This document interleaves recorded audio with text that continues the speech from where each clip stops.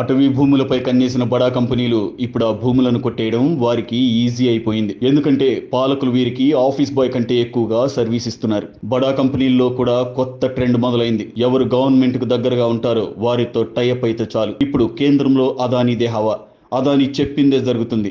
అదానీ కంపెనీలకు భూపందారం చాలా పెద్ద స్థాయిలో జరుగుతుందనే ఆరోపణలు వస్తున్నాయి. మిగతా కంపెనీలు అదానీని పట్టుకుంటే చాలు వారికి కావాల్సింది వస్తుంది.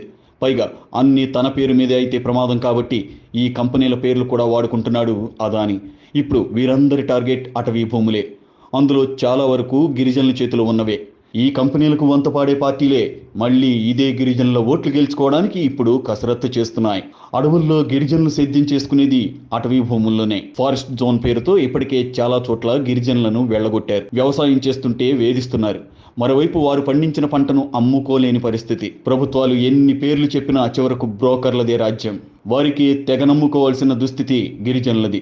ఈ బ్రోకర్లకు విలువైన ఖనిజాల కోసం భూములు కొట్టేసే కంపెనీలకు వంతపాడే రాజకీయ పార్టీలు బీజేపీ, వైసీపీ, టీడీపీలు ఎన్నికల్లో మాత్రం కొట్టుకుంటున్నాయి. ఇది కేవలం ఆధిపత్యం కోసం మాత్రమే. ఎవరు గెలిస్తే వారికి ఈ కంపెనీలు మామూళ్లు చెల్లించుకుంటాయి. మరి వారి భూములే కొట్టేస్తూ వారి జీవితాలనే నాశనం చేసే ఈ పార్టీలను గిరిజనులు ఇంకా నమ్ముతారా? వారికే ఓట్లేస్తారా? లేక తమ కోసం పోరాడే, తమ కోసం నిలబడే నాయకుల వైపు మొగ్గు చూపిస్తారా?